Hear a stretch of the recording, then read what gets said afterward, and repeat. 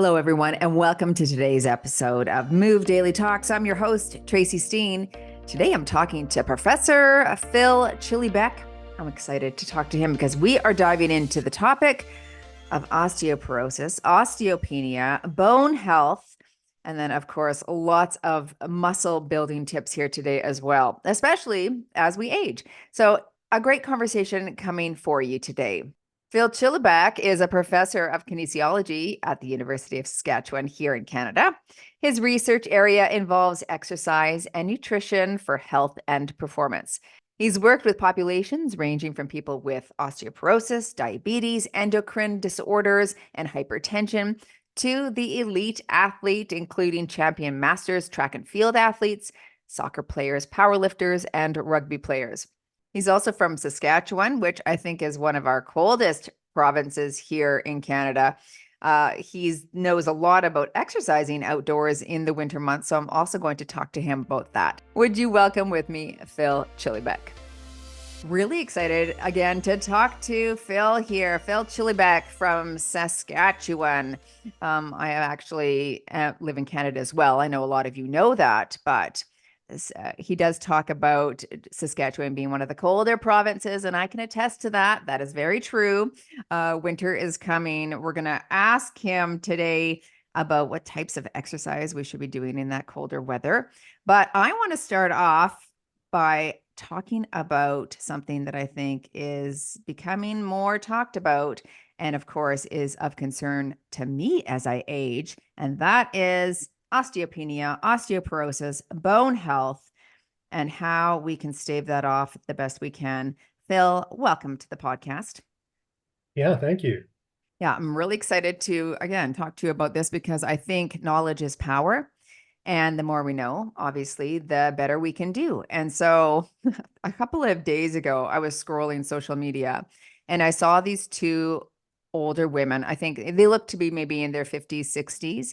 And they were having an arm wrestle and it was all going well. And there was women around them cheering. And then all of a sudden, a woman's arm right up here just snapped in half. Like it just Oh, no. broke and a huge crack. And she's like, oh, it was so gross and so shocking. And everyone was shocked. And then they showed an x-ray of the arm that in fact, from doing an arm wrestle with her friend, she actually broke her arm bone.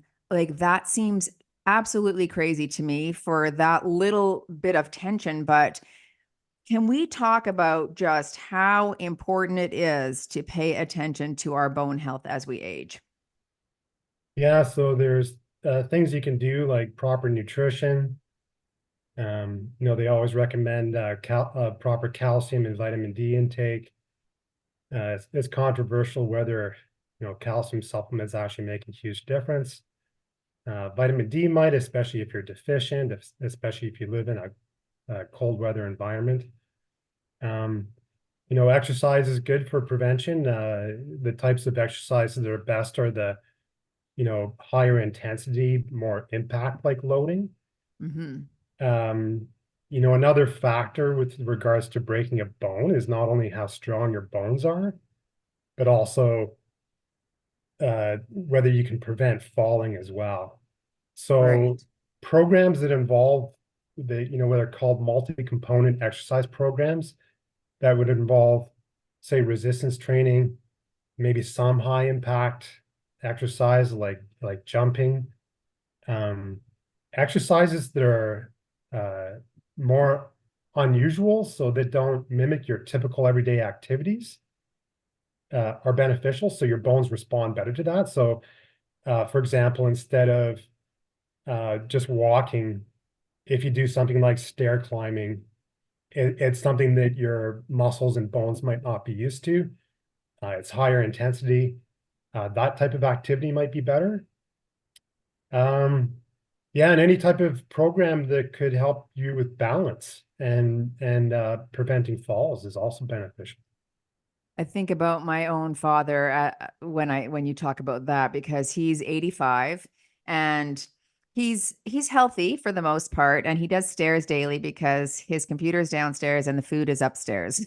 So he heads upstairs and downstairs at least 5 times a day. but he doesn't do a lot of other exercise where there's that mechanical tension on the muscle and the bone. And so I worry about him. I think even this holiday season coming up with the ice and snow being outside, if he slipped and fell, I feel like his bones would just snap. So I like what you said about having balance as part of our protocol that we're incorporating, and how important is that? Do you find like a lot of people think about that? Like, are there studies that show that balance is important or helpful for increasing that stability?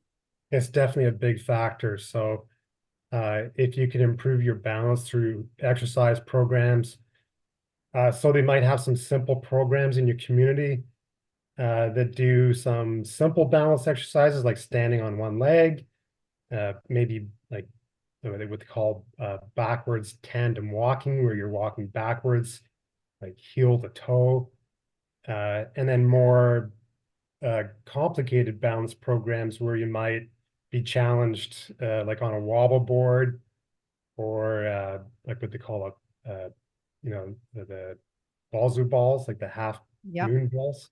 Yeah, so there are programs out there that specifically target balance, and it makes a huge difference. Again, preventing a fall is such a big factor.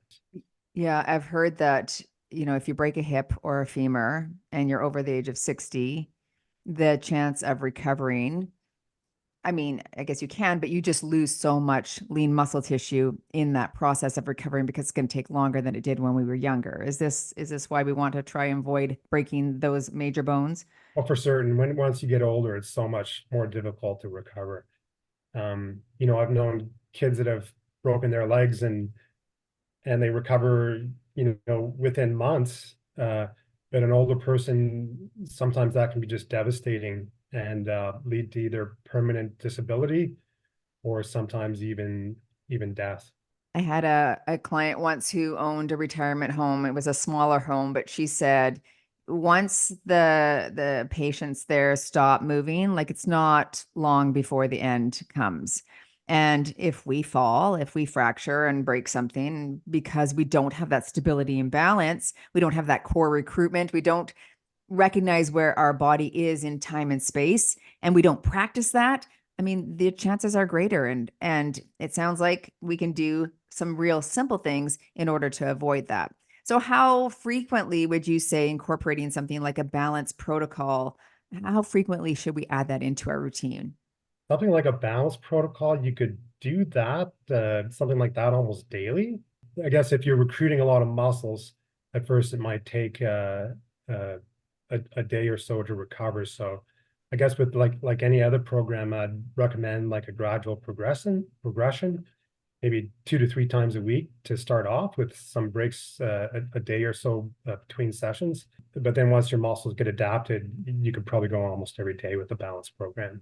Yeah, and that could be something too for our listeners that you could tag on to an existing habit, right? So maybe you're making your coffee and it takes a minute 30 to brew the coffee. You got a Keurig or an espresso, and you do that tandem walking like Phil just talked about, or you're standing on one leg and you're looking side to side, right? That's a good one where your head is moving, but your body has to stay stationary. You could try standing on one leg, closing your eyes, as long as it's safe and you feel confident with that, or you have, table or something nearby to catch you. But yeah, I think it's something that's so important, but it's totally something that people will hear and then they're not going to practice, and then it's not going to be available to them when they really need it. Yeah, and as you mentioned in there, you can build a progression into that. Like if you're practicing standing on one leg, you could try it first with supporting with two hands, on objects to help with your balance, then maybe one hand later on, and then you can do it with no hands. I listened, or I read, I guess, I looked up the study that was the Liftmore study in 1992, which looked at different exercises for the benefit of increasing bone density. And one of the things it looked at was it took 4 different exercises. It was swimming, cycling, running, and then gymnastics. And then it rated them at how beneficial each was for bone density, especially as you're growing up, right? And so it said swimming was the least beneficial. Not that it's not beneficial for other things, but for increasing bone mineral density or the strength of your bones, not ideal for that. And then it was cycling, and then running, and then of course gymnastics was king, right? Or queen. And that makes total sense that we should have these impact exercises, which would put, again, that mechanical tension and load on the bone, which would help it to grow and not to get weak. What other sorts of activities do you feel are important? So maybe now we're in our 50s, 60s, 70s, and beyond. We're not going to be doing gymnastics maybe anymore. What else can we do to help strengthen our bones as we age? I think like a progressive resistance training program would be very beneficial. So again, just applying greater load to your bones, building up your muscle. Your muscles are attached to your bones, so they're applying tension to your bones. And what I mean by progressive resistance training is, you don't want to go and hit the gym and do a massive amount of work if you're completely untrained. Yeah. You want to maybe go in, do a few exercises, 1 to 2 sets, and gradually build that up in volume and intensity. Yeah, probably resistance training would be best. Some higher impact exercise, such as you could do some downhill walking or up and down stairs. It would be beneficial. Yeah. So what is the advice then if someone does have osteoporosis already? Are these types of exercises safe for them? Is this something that they should be looking to do, or what would the contraindications be there? Yeah, so a lot of the most recent research has really targeted people that are more at risk, and a lot of it is showing that you can take someone and still put them on a resistance training program that starts off light, but then gradually builds up to high intensities, and it's relatively safe for them. For someone that might be susceptible to, like one of the major sites of fracture is your lower spine, so your lumbar spine. Right. So one type of exercise that is contraindicated is anything that involves bending over at the waist a lot with straight legs to lift a weight. The old-fashioned sit-up would be something that would be contraindicated as well. Mm-hmm. Yeah. Yeah. Have you seen people who have had osteoporosis? Um, can we reverse that? Can we get rid of it, or is it something that we can just slow the decline of that loss? I think once you have osteoporosis, the main objective is to slow the decline. Yeah. And a big part of it, like I mentioned before, is improving your balance, improving your stability. You're going to get that to a degree by building up more muscle mass, but also some balance exercises. But unfortunately, once you lose the bone, it's very difficult to build it back up Mm-hmm. strictly through exercise. That's why we always push for exercise in the younger years, like when you're growing or when you're a child or going through adolescence. That's the time of your life when you lay down most of your bone mass. And so the more bone mass you can take into adulthood, the longer it will take you to lose bone to get to that fracture threshold later in life. So, we really encourage, the high impact loading in childhood and adolescence.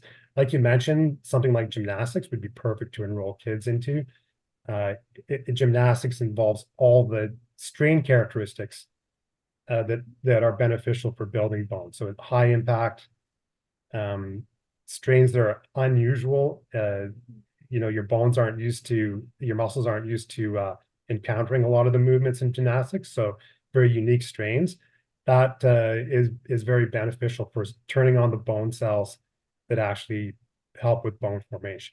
Yeah. And so if we have kids and grandkids, that can be a conversation that we encourage them to get their children involved in sports like that. I actually grew up in gymnastics. This is interesting to me because that was my that was my sport all growing up until I was about 17 years old. And so very active. And when I had a DEXA scan last year, so I would have been 53, I was way higher in the percentile for both my T score and my Z score. So I think the T score is you're comparing your bone density to, is it two, it's So the two T-score is you're comparing deviations? your bone density to a younger person, so someone Right, that's 30, right. that's the peak bone mass that's expected.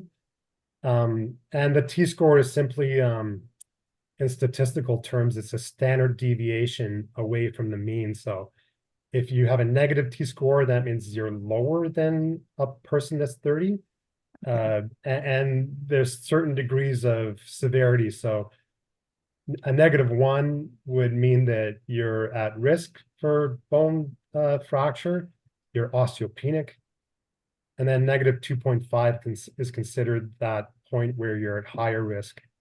And you're considered by definition osteoporotic, but at the same time, you can have a really terrible T-score and still, you can have two people with terrible T-scores, the same terrible T-score, and one person is just fine, and the other person is breaking their bones all the time. So T-score is kind of a rough estimate of your bone health, but it's not Okay. perfect. So there's Okay. other factors aside. It's based on your bone density, but also how your bone is distributed, like geometrically, also makes a big difference. And the standard bone density scan can't really tell you about your geometric arrangement of your bone. Right. And Uh, again, exercise might have a more of a benefit for that geometric arrangement of your bone rather okay. than affecting bone density. So if you're doing a intense exercise program and you're not seeing any changes in the bone density that you get from your standard bone scan, you still might be getting some benefit from changes in bone geometry, which also predicts fracture. Okay. Okay. So can you just explain bone geometry a little bit more? So bone density, that's the standard measurement. It's just the amount of grams of bone in a given area of bone. So again, it's called the DEXA scanner. It's not actually a true density measurement.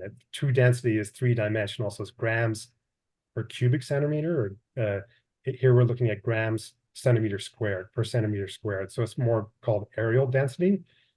So that's the standard measurement you get. But geometric measurement is like your bone width. So if you're looking at a long bone, it's how much of the bone is distributed from the central axis of the bone. So cortical thickness, bone width. So it's not the amount of bone you have in a given area, it's how the bone is distributed Okay. around the center of the bone. So And that, the further the bone gets distributed from the center, the stronger the bone. And so you can get a thicker bone that is stronger than a thinner bone. They might both have the same bone density, but the thicker bone is stronger geometrically. okay. So the geometric, that you don't get that measurement within a DEXA scan. You don't get it from a standard DEXA Okay. scan, no. Okay. Yeah. So when I looked on my DEXA scan, I was above the two deviations when I compared to the 30-year-olds, but I was doing really good compared to the other 53-year-olds. And that's your Z score, right? Your Z score is comparing yourself to the same age group. Yeah, right. Yeah. Okay. So I was pretty happy with that. It was Yeah, so above. it's pretty simple. The positive Z score would mean that you're above average for your age group, Yeah. and a negative Z score would mean that you're below average for your age group. Okay. Yeah. Well, of course, we all want to get to that place where we're above average, but I think it's a bit hereditary, right? The heredity Yeah, does play a part in yeah, our bone structure. there's genetics. And another huge factor that a lot of people don't know about is if you're on any kind of oral corticosteroid, like a Right. lot of people get treated for inflammatory problems. Like asthma. or even pain. Like the inhaled corticosteroids aren't too bad. It's the oral ones, the ones you might take with a pill or injection. Those are the ones that it can help with your inflammation. And some people, can't tolerate inflammation without corticosteroids. But the corticosteroids also they wreck your muscles, they wreck your bones. So people that are taking like medication like prednisone, Right. a lot of times they don't realize it, but it really weakens your bones. So I've known people that have been on prednisone and they're happy with the prednisone treating their inflammatory condition, but Right. then they're out and they have a traumatic bone fracture just from doing like minimal impact. Like And an they're, arm wrestle. yeah, and they're really surprised. So Right. that's another big risk factor is if you're taking like a corticosteroid like prednisone. Again, it's not the inhaled that are that bad. The inhaled might have minor effects, like what you take for asthma, but Mhm. it's the ones that you Pills. take, via a pill uh, or probably injection too, that might um, be quite risky. So all the more reason for sure to really dial in that resistance training and or jumping, hopping, right? Plyometrics, anything where you can really have impact on those Yeah, bones, I think is going to be crucial there. yeah. Um, let's talk a little bit about nutrition for building muscle strength and bone. I know you work with a lot of athletes and have worked with different athletes in terms of increasing lean muscle tissue. Let's talk about that. Would you have different approaches for when you look to someone and say what yes they want to help stave off osteoporosis and osteopenia versus this person wants to build lean muscle tissue? Would there be different approaches or is it the same approach? And if it is, what is the approach to helping us increase those things?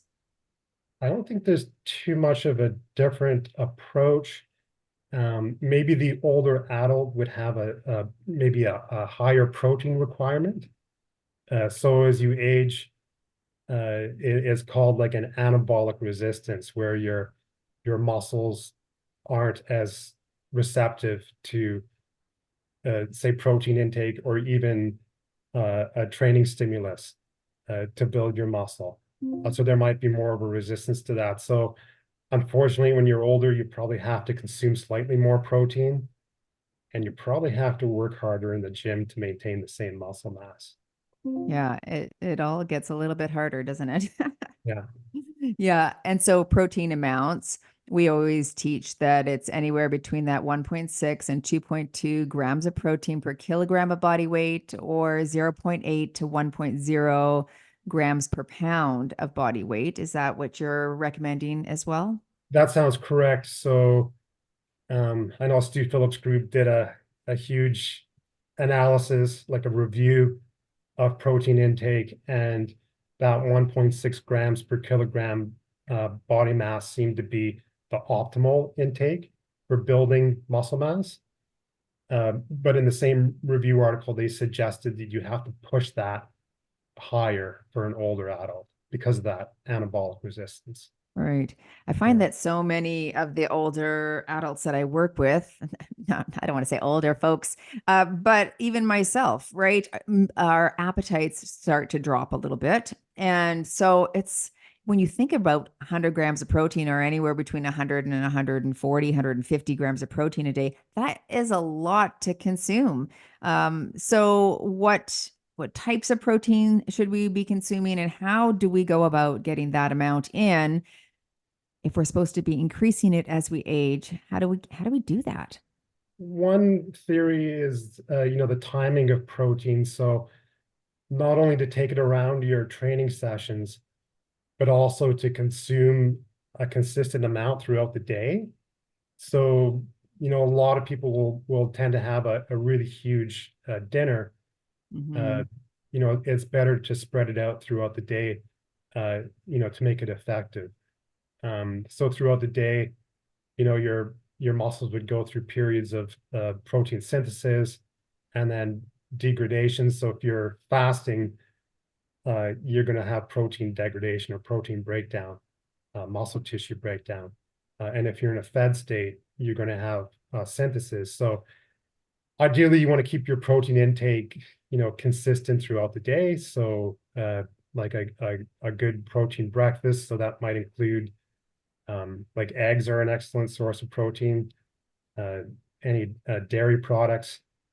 If you're a vegetarian or vegan, I would recommend like there's a lot of plant-based milks out there, but I would recommend like the something that has pea protein in it, or even soy milk has a good amount of protein. Unfortunately, when I go to the supermarket, at least I see a lot of the plant-based beverages, a lot of them have almost no protein. So you're talking about your almond milks have practically no protein. Your oat milk is quite low. So you want to see something that might have pea protein added, or the second one I look for is the soy protein. But I mainly look for the beverages that might have pea protein added to it. I think that's a really good tip about, I think so often our mindset might have been, well, we have meat at dinner time, right? And Yeah. which is maybe a sandwich and soup, and breakfast is cereal. But to reframe that and say, okay, we need to start like with a good amount of protein, anywhere between that 25 and maybe 30 grams per meal there will be the way we need to go about getting that adequate amount in throughout the day.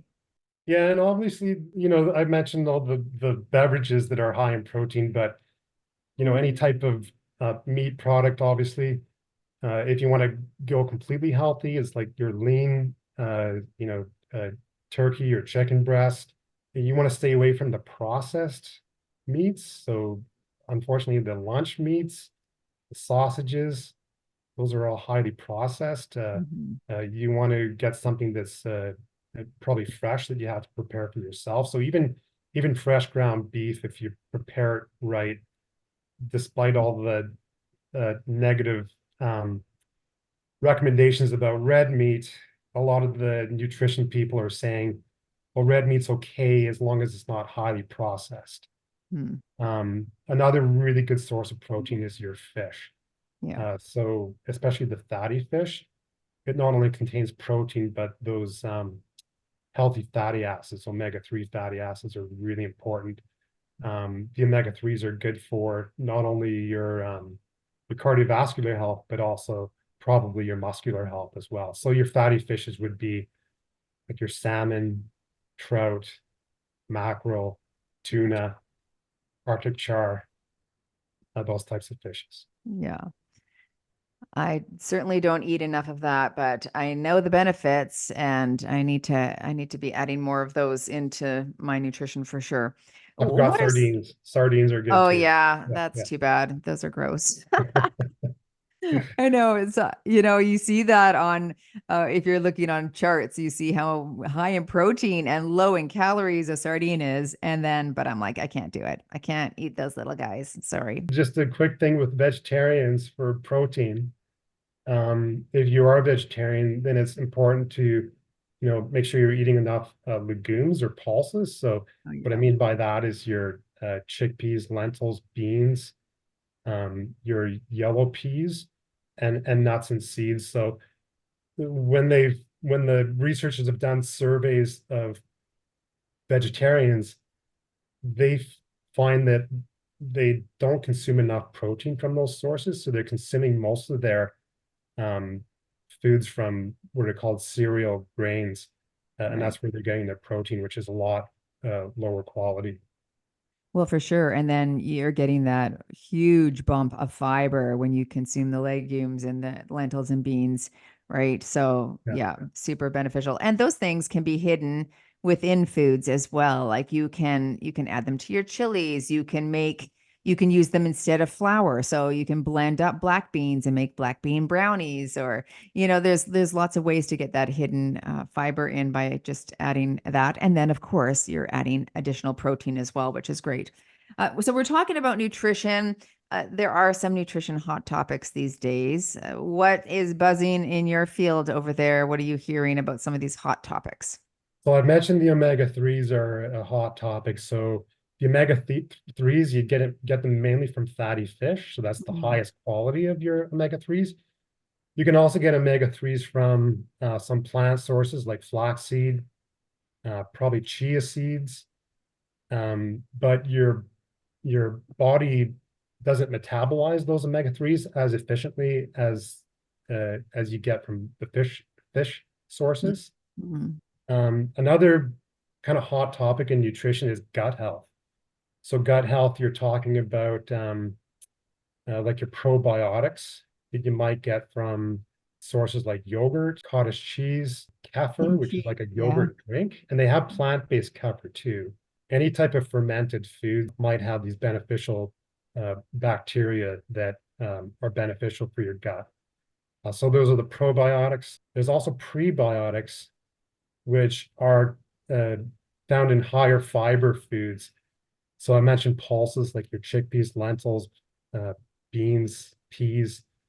Those foods that are high in fiber act as prebiotics. Where the prebiotics are, is the fiber sits in your gut and it actually ferments and it acts as a beneficial nutrient for the Mhm. beneficial bacteria in your gut.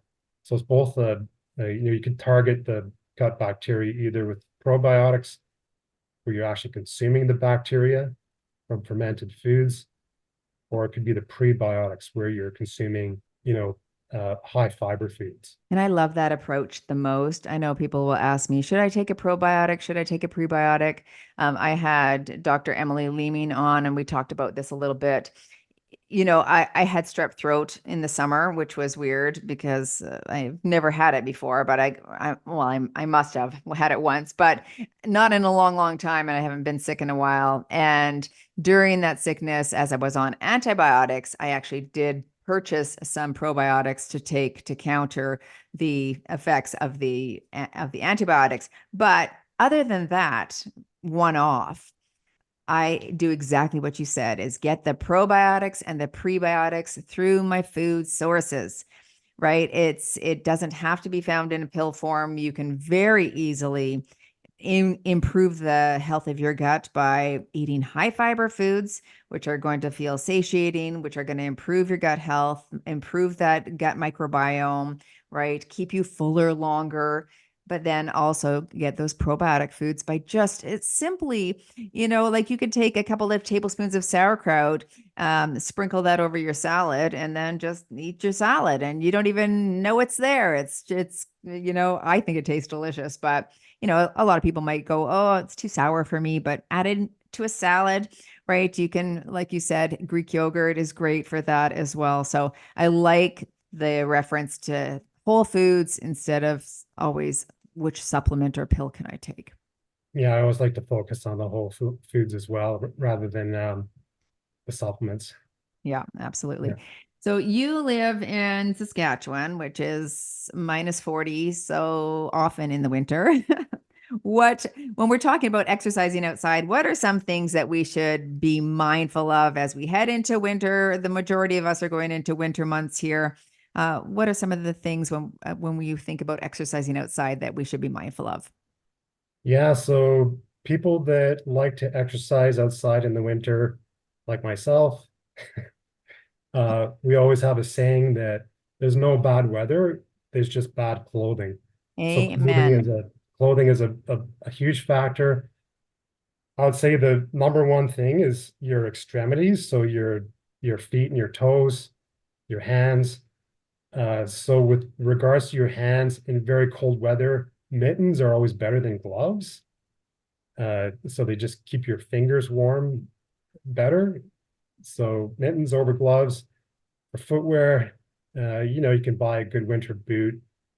Sometimes they're rated at certain degrees. So, the boots I have are, I think, good to -30.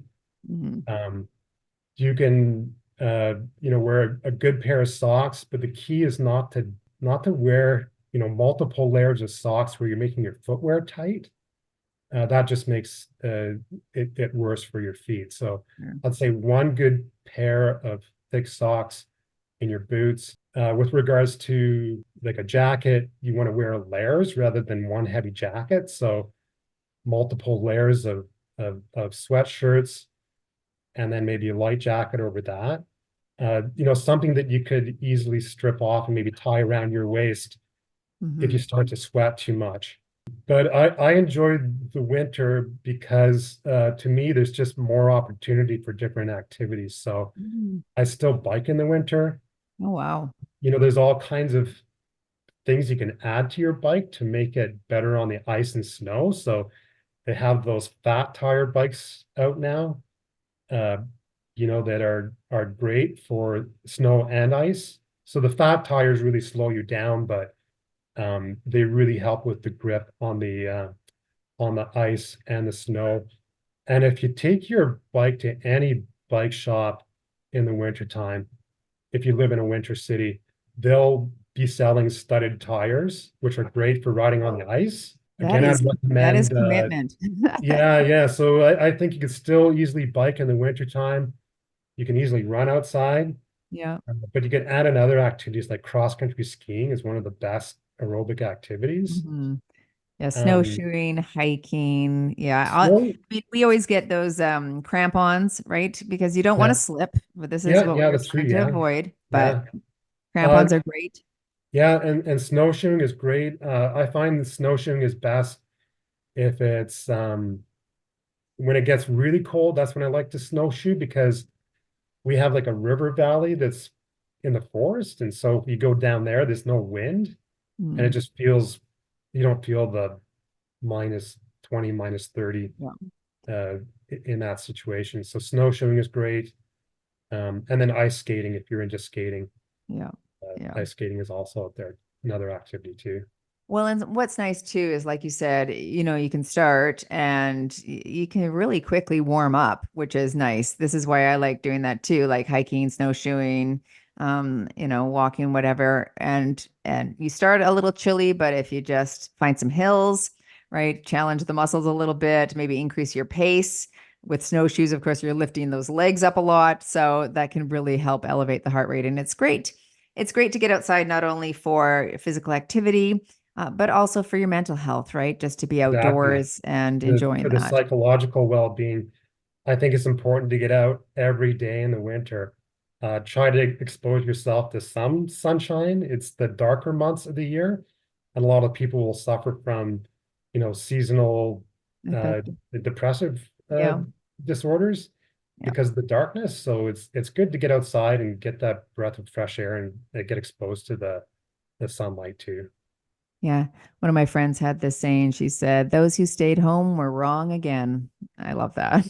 Yeah. It's true, right? I mean, you just every time we go out and have an experience like that, if we do snowshoeing and we'll build a fire in the forest and, have lunch there, it's just like it's so meaningful. It feels so good. You come back, you're all like chilled, but you feel like you've accomplished something. I don't know. I just really love it. And if you're listening and you're like, "Oh, I just like to hunker down in the winter." What if you didn't this year? What if you just committed to, like Phil said, going outside every single day and just improving mental health, physical health by doing that? I think you will not regret it.